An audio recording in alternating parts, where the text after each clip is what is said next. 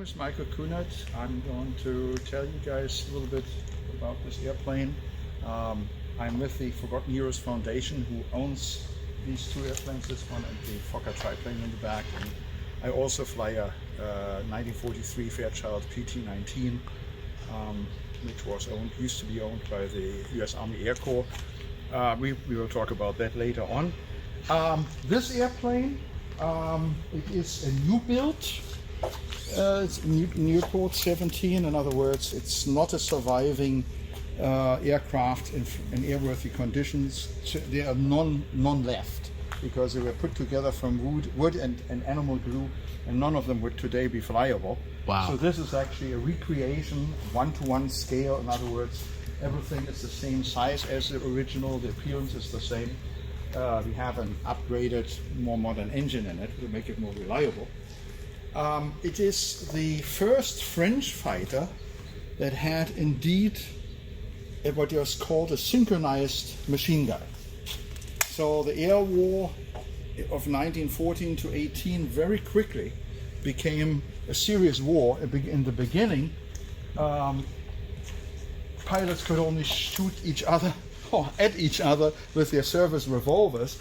Very quickly they tried to have machine guns on their airplanes, which was a question of available horsepower as well. Engines got bigger so the airplanes could carry more weight. And the big problem was you couldn't have a forward-facing machine gun without shooting your propeller to pieces.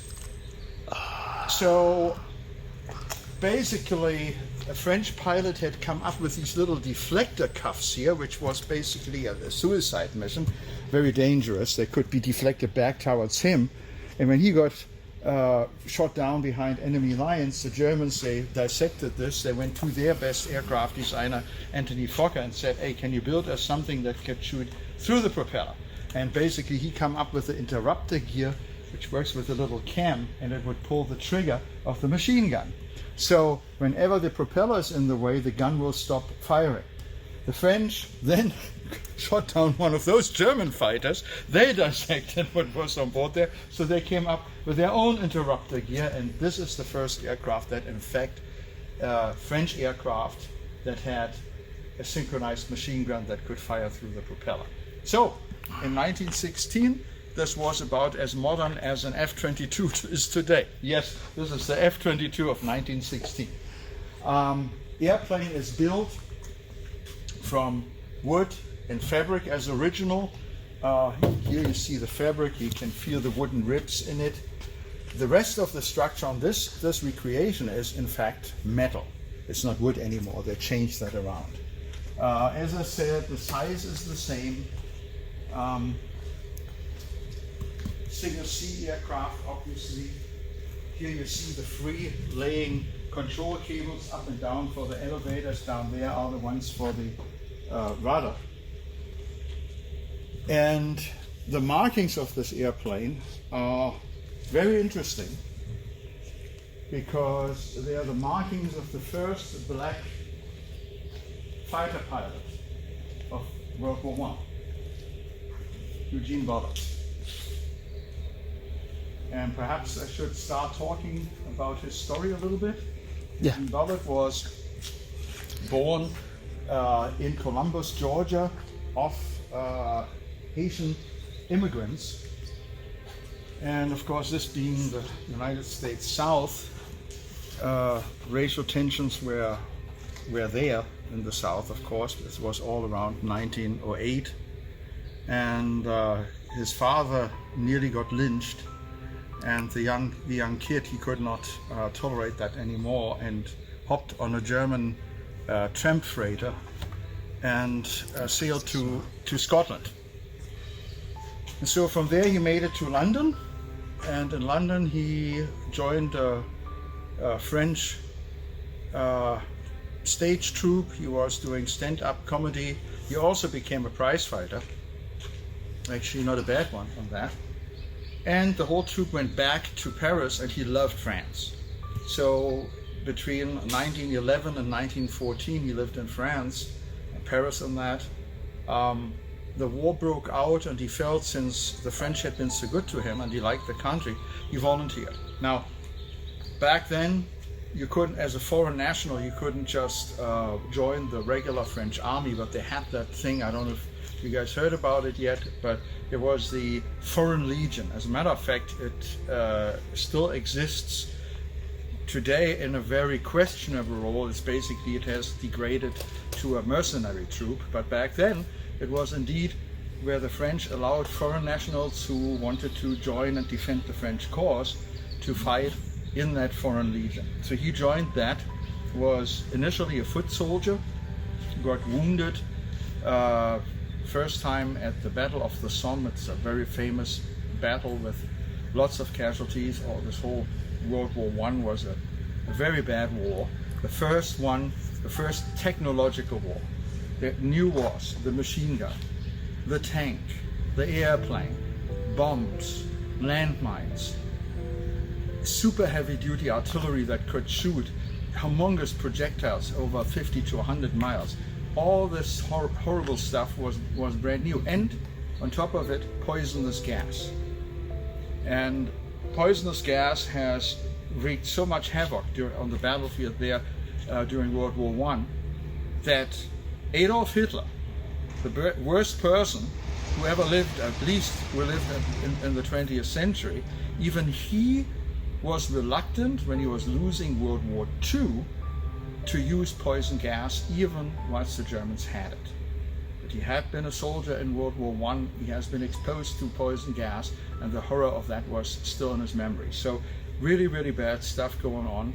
And of course, the airplane had arrived initially as an observation role to guide artillery, later on to drop little bombs. Then the bombs got bigger, then therefore there was a need to shoot the bombers down, and so the idea of the fighter had been born. Eugene Bullard got wounded a second time during the Battle of Verdun in 1916, and he came up with a little bet there with a buddy of his, whilst he was recovering from his injuries, if he could make it into flight training. Well, guess what? He got accepted. He got his pilot's license and was incorporated into the Lafayette Flying Corps. That is not the same thing as the famous Lafayette Escadrille. There were only 38 pilots initially allowed into that one. He was not lucky enough to do that, so he was in the Lafayette Air Corps. That was not per se a unit. There were foreign pilots working in all kinds of various aviation outfits, so which he did. And he then tried, when America in 1917 joined First World War with their own rudimentary Air Force, he tried to fly for the American Air Force. And he passed with flying colors, he passed the flight physical, and then he was refused on racial grounds. They did not want a black pilot in the unit. So he stayed with the French, had a couple of kills as a fighter pilot, and got out in 1919. Mind you, before that, so these are his markings, and since his previous infantry outfit was called the Swallows of Death, his nickname as a fighter pilot was the Black Swallow of Death. And so he got out of the French Armed Forces in 1919, remained in France, started working as a jazz drummer in a very well-known French or Parisian nightclub, Zillies, and he helped actually with the management of Zillies. He got them with the help of a lawyer, that he got them an after-hour license, so the jazz club could stay open longer than midnight, which was a novel thing. And he became quite a fixture in 1930s and 20s Paris. So he was a well-known figure in Montmartre. Even Ernest Hemingway had actually modeled a character after him. So anyway, he, as a jazz drummer, even went as far as Alexandria, Egypt, working on a jazz band there. at the famous Hotel Claridge, so he can't have been too bad a jazz star drummer. And at 31 he bought the jazz club where he had been working before, Le Grand Duc. He was really friends with all the jazz greats like Ella Fitzgerald, Louis Armstrong, Josephine Baker. So it was one of the best jazz clubs in Paris, and since he also spoke fluently German, as World War II now had broken out, though France not been attacked by the Germans yet, since there were still German patrons in his nightclub, the French government asked, hey, would you perhaps do some spying for us here and find out what these Germans are up to? Well, which he did, he agreed on. And later on, when the Germans attacked indeed, he rejoined the French armed forces and fought at the Battle of Orléans. This time he got severely injured and barely made it out of France. They expedited him out via Spain, and he made it back to the United States, where nobody knew him.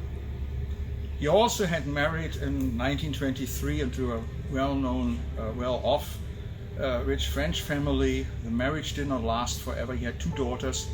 He got full custody of those. I can't tell how the daughters made it to the United States. They did, but they did through separate channels. So during Second World War, he lived up in the northern part of the States, near Buffalo, and couldn't find really good work.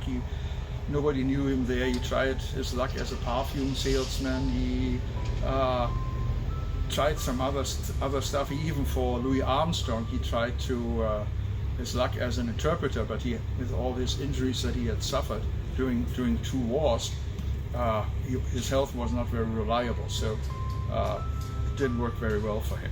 When World War II ended, he tried to get his jazz club back in Paris, but turned out it had been destroyed. So the French government, they gave him some compensation, and with that money he bought an apartment in Harlem for himself and his daughters to live all together under the same roof. Now, yeah, and he didn't have very good professional success in the States. In 1949, an event occurred that is now known as the Pikeskill riots. There was a well-known band leader that had been Robeson was the name, Paul Robeson, that happened in the McCarthy area, the era that was the time when Joseph McCarthy accused practically everybody, including all the good movie directors and actors in Hollywood, that they're all communists. And so this Paul Robeson had been accused of being a communist sympathizer, so he can't have been much if he only had been deemed as a sympathizer. But anyway, some local crowd beat up the concert goers and the band, and Eugene Bullard was among them. He subsequently became an elevator operator, of all things, in the end of his work life at a high-rise building in New York City. The French government, after 1945, at several occasions had asked him back. He got a total of 15 medals from the French. He also was present as a guest of honor to open up the war memorial at the Arc de Triomphe in the late 40s, when that flame was relighted. So the French held him in high esteem. And in 1959, when Charles de Gaulle came to the United States, Charles de Gaulle, colonel during Second World War, fought the Germans as a leader of the French resistance. He was based at London in exile. Later on, after the liberation of France by the Allied forces, de Gaulle became the first president of France, democratically elected president, and who still was in that role in the late 50s. So he knew, of course, Eugene Bullard. So when de Gaulle was in Washington, he all of a sudden let out the question, well, I would like to see my friend Eugene Bullard. And of course, nobody knew who Bullard was when. where he lived, so it was a nightmare. So they tried to find Eugene Bullard. If they located him, they literally dragged him out of his elevator, and there he was, shaking hands with the French president, and they exchanged some little talk, and that's how subsequently he ended up on TV, because now all of a sudden the American journalists, they got interested in this guy. That part with Charles de Gaulle is not commonly found on American media, like Wikipedia did not include that in his story, but it did indeed happen. So in 1960, I think, beginning of 60 was that interview that he had. And a little later, he did only live a little bit longer. At age 66, he died from, I think it was pancreatic cancer. But I must say, most certainly an extraordinary life, a man well ahead of his time, and very much worth that Hollywood would actually take the time and look at that story and make a nice movie about it. Awesome. Thank you.